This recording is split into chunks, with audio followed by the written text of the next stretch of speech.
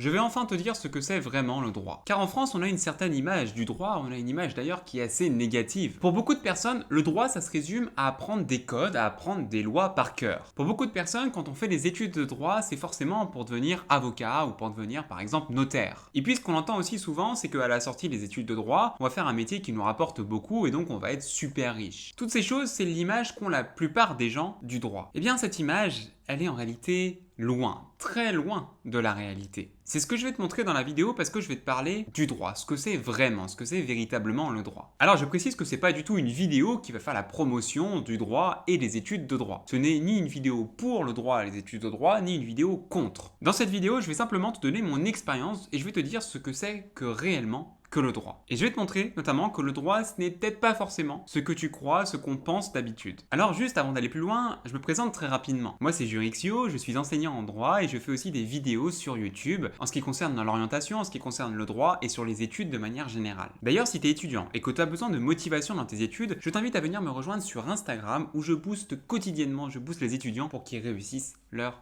études. Alors maintenant que je me suis présenté, attaquons le cœur de la vidéo. Qu'est-ce que c'est vraiment le droit? Déjà, je voudrais commencer cette vidéo par détruire un cliché qu'on entend de partout, mais alors vraiment de partout. Non, non et non, le droit ce n'est pas apprendre par cœur des lois et des codes. Déjà, comment serait-il possible de connaître toutes les lois, tous les codes par cœur, étant donné le nombre de lois qu'il existe aujourd'hui? C'est tout à fait impossible. Et donc, ce qu'on fait à la fac de droit, c'est absolument pas d'apprendre la loi par cœur. Alors c'est vrai que parfois il y a peut-être une ou deux matières où il va falloir connaître certains éléments, certaines choses par cœur. Ça, c'est vrai que ça existe. Mais quand tu y réfléchis 2 secondes, c'est un peu pareil dans tous les domaines. Je te prends l'exemple de l'histoire, par exemple. Comment est-il possible de savoir que la prise de la Bastille a eu lieu le 14 juillet 1789 sans avoir appris par cœur la date de la prise de la Bastille? C'est tout à fait impossible. Et donc, ce qu'il faut que tu saches, c'est que dans la quasi-totalité des matières qu'on apprend à la fac de droit, ce n'est pas les lois par cœur, mais c'est d'apprendre à raisonner. On apprend à raisonner, à argumenter et à convaincre. Et puis, plutôt que d'apprendre les lois et les codes par cœur, ce qu'on va nous enseigner à la fac, c'est aussi de savoir rechercher l'information. Et donc, s'il te plaît, le droit, ce n'est pas que du par cœur. Et d'ailleurs, les étudiants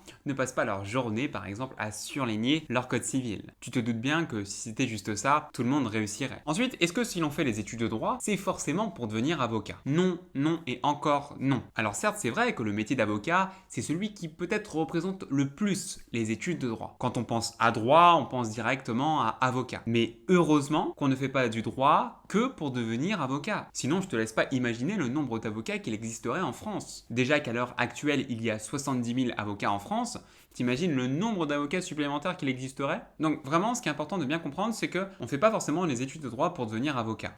Tiens, par exemple, j'en suis la preuve, j'ai fait des études de droit pour enseigner le droit. Et puis des professions juridiques, il y en a plein, des professions en rapport avec le droit, il y en a plein. Il y en a des connus, par exemple le métier de notaire qui est assez connu, le métier d'huissier de justice aussi très connu, le métier de juge, mais il y a aussi d'autres professions beaucoup moins connues, comme par exemple la profession de directeur d'hôpital, de douanier, de juriste d'entreprise, de commissaire de police, bref, il y en a une multitude. Et d'ailleurs aussi, tu as beaucoup d'étudiants qui font une licence en droit, c'est-à-dire bac+3 en droit, et puis ensuite qui, après la licence, s'arrêtent avec le droit et vont vers autre chose. Par exemple, il y a pas mal d'étudiants en droit qui, après la licence, se dirigent vers le journalisme, se dirigent vers le milieu de la communication. Et d'ailleurs, on dit souvent que le droit, ça mène à tout. Il y a aussi autre chose qu'on entend pas mal autour des études de droit. Est-ce que si on fait les études de droit, on va forcément bien gagner sa vie? Eh ben, là encore, je peux t'assurer que c'est une idée reçue. C'est totalement faux. Je te prends l'exemple des avocats. Il y a 70 000 avocats en France. Tous les avocats en France ne gagnent pas 5 000 euros par mois. Il y a même des avocats qui galèrent et qui peinent tout juste à gagner le SMIC par mois. Tu te rends compte? Et d'ailleurs, il y a un autre point essentiel qui me semble important que tu dois savoir, c'est qu'à la fin du Master 2, c'est-à-dire à bac+5, quand tu as fini tes études de droit, eh bien pour arriver dans le monde professionnel, c'est assez difficile. Il y a de plus en plus d'étudiants en droit, donc il y a forcément de plus en plus de concurrence, et donc les postes à pourvoir sont moins nombreux. Et ça, ce sont des choses qu'on ne dit pas souvent, puisque moi personnellement, je connais des gens qui ont un bac+5 en droit, qui sont brillants, mais qui pour autant ne trouvent pas de boulot, ça fait 2 ans qu'ils sont au chômage. T'imagines, tu fais 5 ans de droit pour finalement avoir 2 ans de chômage sans trouver un boulot qui te plaît? Ensuite, autre idée reçue autour du droit, c'est qu'on voit pas mal de choses à la télé, notamment dans les séries américaines, des choses qui n'existent pas du tout dans la justice française. Par exemple, si tu vois parfois dans les séries américaines quelqu'un se lever et dire objection, Did you think buying my client a free drink was a down payment on a later sexual advance? Objection. Counsel is badgering the witness. Sustained. Eh bien, sache qu'en France, objection, ça n'existe pas. Autre exemple, en France, les avocats, pour s'adresser au juge, au président, ne vont pas dire votre honneur, mais ils vont dire monsieur le juge ou monsieur le président. Autre chose aussi qu'on voit pas mal dans les séries, c'est les juges avec les perruques et avec leur marteau. Ah, ça, en France, ça n'existe pas non plus. De la même manière, en France, le mandat de perquisition qu'on voit de partout dans les séries américaines, quand on nous dit est-ce que vous avez un mandat, eh bien ça n'existe pas en France. Le mandat de perquisition n'existe pas en France. Et justement, puisqu'on parle de série, je voulais te parler d'une série qui est assez connue, je sais pas si tu la connais. C'est une série dans laquelle on a une professeure de droit qui va essayer de défendre ses étudiants qui ont été soupçonnés de meurtre. Cette série, c'est How to Get Away with Murder, autrement dit Murder. How to Get Away with Murder.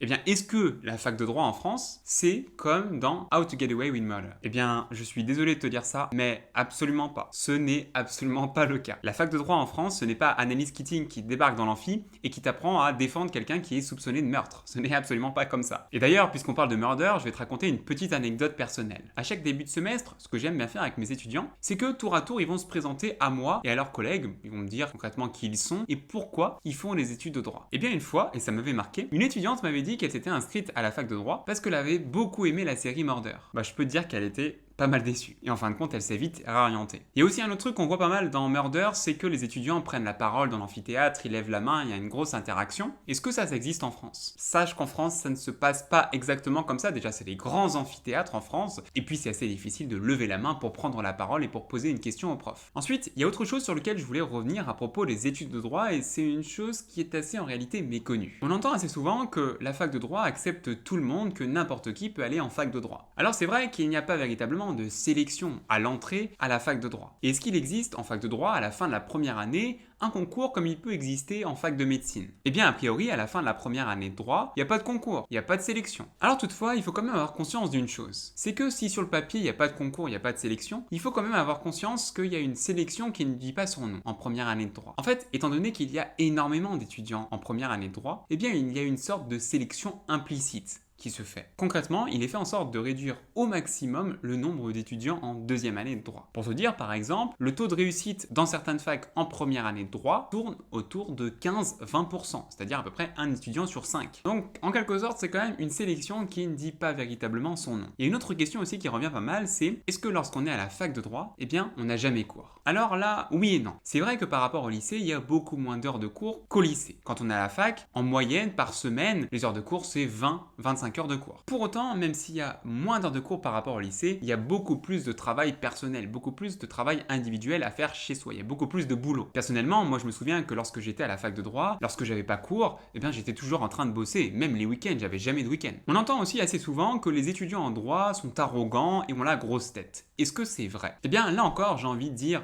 oui et non. C'est vrai que dans certaines facs, il y a des étudiants qui vont se la péter. Ça, c'est sûr que ça existe. Des étudiants en droit qui se la pètent, ça existe. Mais après, j'ai envie de te dire, c'est un peu comme de partout. Des gens arrogants, il y en a un peu de partout dans le monde. Et heureusement, en fac de droit, c'est une minorité, puisque la majorité des étudiants sont cool et vachement accessibles. Et d'ailleurs, c'est un peu pareil pour les profs de droit. Il y a certains profs de droit qui sont arrogants, qui sont prétentieux, qui te prennent de haut. Et généralement, ces profs vont te descendre à la moindre occasion et vont tout faire pour te saquer. Moi, c'est vrai que j'ai eu des profs comme ça, des chargés TD, des profs de CM comme ça. Et bien, j'en garde un plutôt mauvais souvenir. Mais là encore, heureusement, ce n'est qu'une minorité. La majorité des profs de droit à la fac sont brillants, sont adorables, sont accessibles et super gentils. Vu qu'on parle du monde du droit, ce que tu dois également savoir, c'est qu'il existe une sorte de guéguerre, c'est pas rien de bien méchant, hein, entre ce qu'on appelle d'un côté les privatistes et les publicistes. Alors je t'explique très rapidement cette petite guéguerre, cette petite rivalité. Les privatistes, ce sont ceux qui étudient le droit privé, c'est-à-dire le droit civil, le droit des personnes, le droit de la famille, le droit du travail, en bref, le droit qui concerne l'individu. Et de l'autre côté, on trouve les publicistes. Ce sont